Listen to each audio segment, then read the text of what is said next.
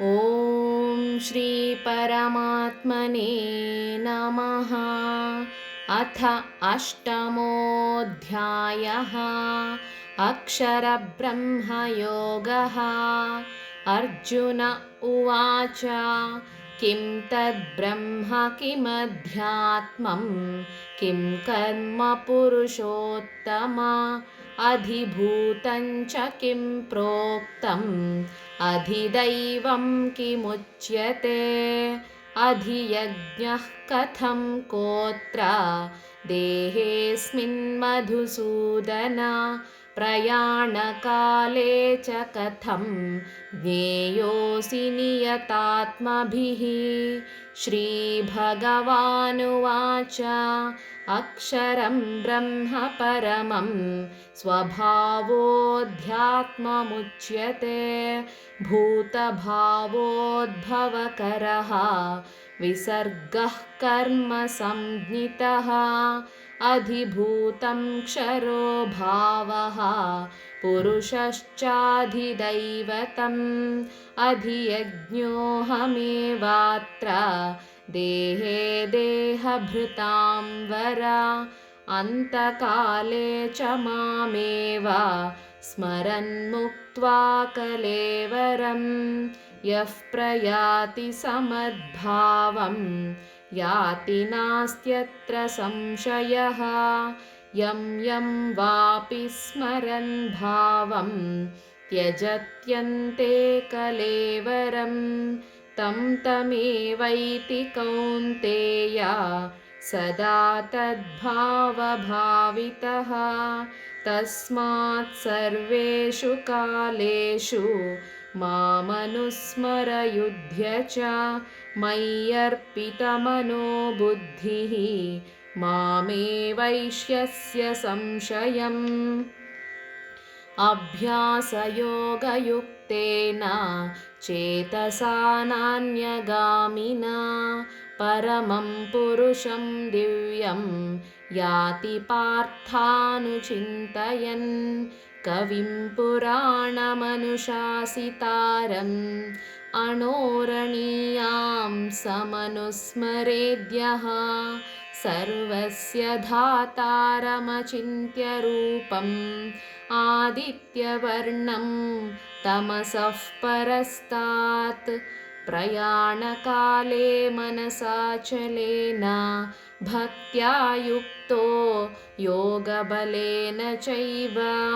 भ्रुवोर्मध्ये प्राणमावेश्य सम्यक् सतं परं पुरुषमुपैति दिव्यं यदक्षरं वेदविदो वदन्ति विशन्ति यद्यतयो वीतरागाः यदिच्छन्तो ब्रह्मचर्यं चरन्ति तत्ते पदं सङ्ग्रहेण प्रवक्ष्ये सर्वद्वाराणि संयम्य मनोहृदि निरुध्य च मूर्ध्याधायात्मनः प्राणम् आस्थितो योगधारणाम् ओमित्येकाक्षरं ब्रह्म व्याहरन् मामनुस्मरन् यः प्रयाति त्यजन् देहं स याति परमां गतिम् अनन्यचेताः सततं यो मां स्मरति नित्यशः तस्याहं सुलभः पार्थ नित्ययुक्तस्य योगिनः मामुपेत्य पुनर्जन्म दुःखालयमशाश्वतं नाप्नुवन्ति महात्मानः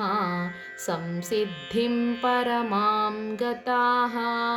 आब्रह्मभुवनाल्लोकाः पुनरावर्तिनोऽर्जुन मामुपेत्य तु कौन्तेय पुनर्जन्म न विद्यते सहस्रयुगपर्यन्तम् अहर्यद्ब्रह्मणो विदुः रात्रिं युगसहस्रान्तां तेहोरात्रविदो जनाः अव्यक्ताद्व्यक्तयः सर्वाः प्रभवन्त्यः रागमे रात्र्यागमे प्रलीयन्ते तत्रैवाव्यक्तसंज्ञके भूतग्रामः स एवायं भूत्वा भूत्वा प्रलीयते रात्र्यागमे वशः पार्थ प्रभवत्यः रागमे परस्तस्मात्तु भावोऽन्यः अव्यक्तो व्यक्तात् सनातनः यः स सर्वेषु भूतेषु नश्यत्सु न विनश्यति अव्यक्तोऽक्षर इत्युक्तः तमाहुः परमां गतिं यं प्राप्य न निवर्तन्ते तद्धाम परमं मम पुरुषः स परः पार्थ भक्त्या लभ्यस्त्वनन्यया यस्यान्तस्थानि भूतानि येन सर्वमिदं ततं यत्र काले त्वनावृत्तिम् आवृत्तिं चैव योगिनः प्रयाता यान्ति तं कालं वक्ष्यामि भरतर्षभ अग्निर्ज्योतिरः शुक्लः षण्मासा उत्तरायणं तत्र प्रयाता गच्छन्ति ब्रह्मविदो जनाः धूमो रात्रिस्तथा कृष्णः षण्मासा दक्षिणायनं तत्र चान्द्रमसं ज्योतिः योगी प्राप्य निवर्तते शुक्लकृष्णे गतिह्येते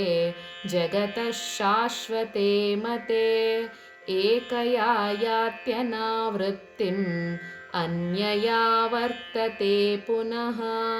नैते श्रुति पार्थ जानन् योगी मुह्यति कश्चन तस्मात् सर्वेषु कालेषु योगयुक्तो भवार्जुन